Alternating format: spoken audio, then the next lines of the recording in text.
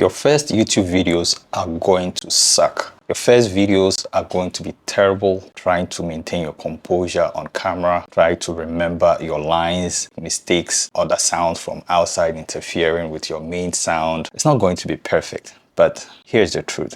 You need this phase to happen. And why? Because nobody starts their creative career perfect. Nobody sits behind the camera for the first time and gets everything right. Picture perfect, everything on point. No. So in today's video, I'm going to tell you why it's okay for your videos to suck. It's actually okay that your videos are terrible in the beginning, because those early mistakes, they are not a sign of failure. They are actually a sign of progress.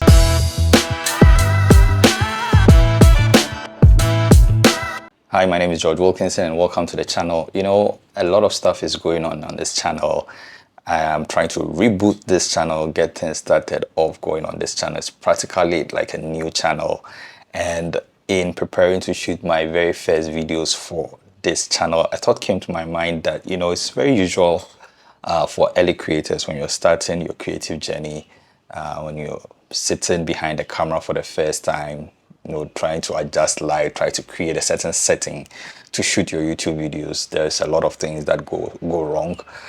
Even getting your scripts right, you know, there are tons of things that when you reflect or when you look back at, you realize that this was terrible, this was ugly, and you almost don't want to post it. But I'm here to assure you that it's a very natural phase of the learning curve, and it must happen so that you have something to look at. It. This channel is something, like I said, it's something that I am rebooting again. I have had some success with an earlier channel that I've grown to almost 4,000 subscribers. But again, this phase is very, very familiar to me. You know, when you're trying to get in your initial videos going, trying to build a community, there's a lot of things that goes through the mind of an early creator. And today I want to, you know, encourage you, you know, give you that edge and push you and say, hey, it's okay when your videos are ugly. All right. So first of all, every creator starts rough. Every creator that you know, you love, you support, they start rough. If you go back to your very first videos, you realize that, you know, some of the ugliest videos you can probably find on the internet. But at that very stage, you're trying to figure things out. In those initial phases, you know, first, say maybe 10 to 15 videos, you're trying to figure your way out. You're trying to learn how the camera sets up properly, how you are able to, you know, adjust your microphone, your audio levels, your lights.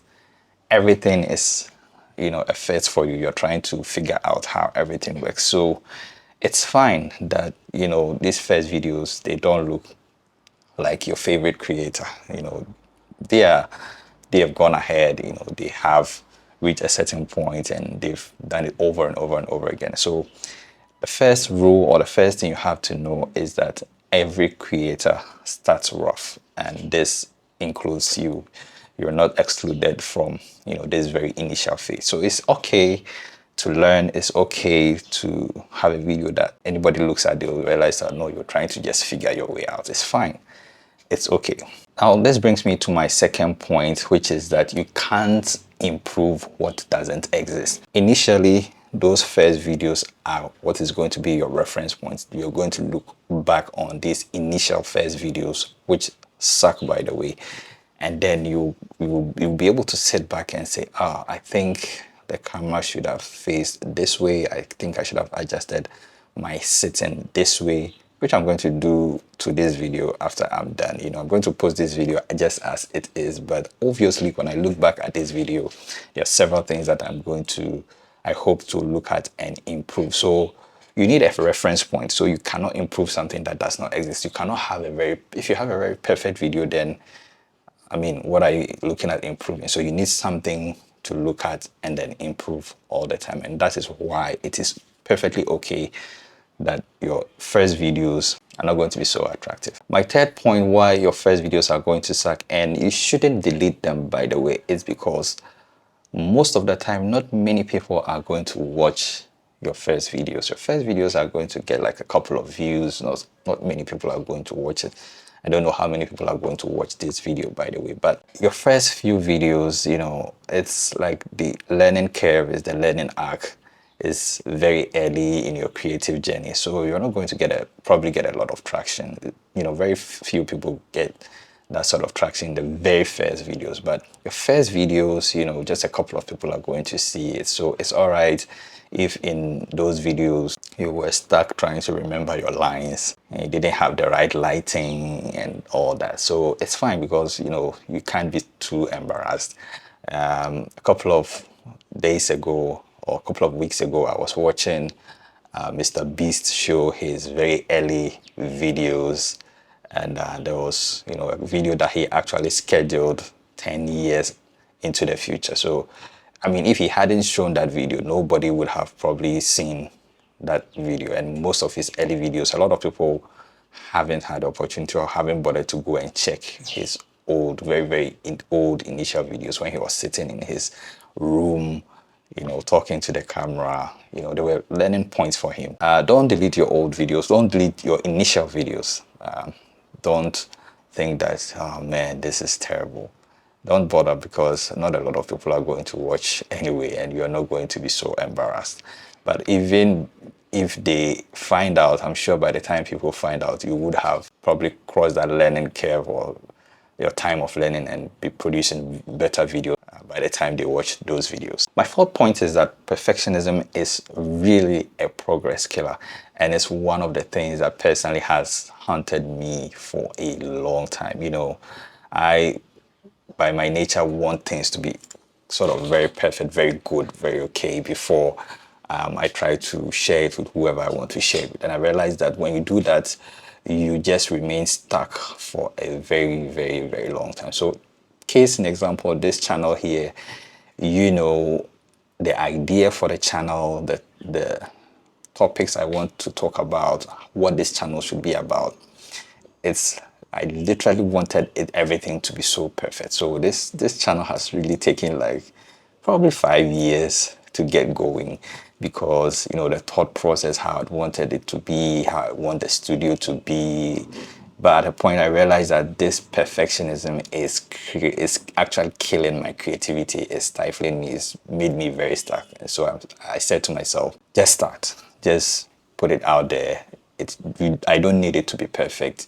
I just need to get it out there. And so it's the same thing. If you want everything to be perfect, the perfect studio, the perfect lights, the perfect camera, etc., etc., then you're going to remain stuck and expecting everything to be aligned, which is going to take you quite a long time. So get going. It shouldn't be perfect. You shouldn't have the best editing. You shouldn't have the best camera. You can start with your phone, whatever phone that is. You can just start your creative journey.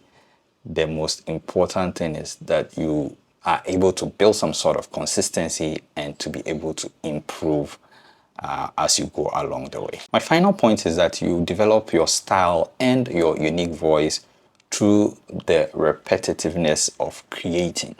And so in the initial phases, you're going to be looking at the pauses in between your videos, trying to remember your lines, how you sit behind the camera, whether you're sitting well, your posture, but over time, you'll be able to be more consistent in your flow and how you go about your script, the script that you've written for your video, how you are able to narrate it, how you're able to express yourself, and even be able to engage your audience and not feel like a robot reading a script off your laptop or your screen to them. You are able to make it more engaging, more entertaining. But all this is going to take the repetitiveness of creating, making bad videos until the videos become good. And so the only way to find out is to keep creating. You may have a very unique style. You may have a very unique way you engage your audience, but you may probably never know this exists until you've done it a couple more times, and then you begin to feel at ease and it comes to you naturally. So guys, if you began your creative journey, I want to encourage you to keep going, don't stop creating. You will become the creator that you're dreaming to be one day. My name is George Wilkinson. Subscribe for more. I'll catch you in the next one. Bye bye.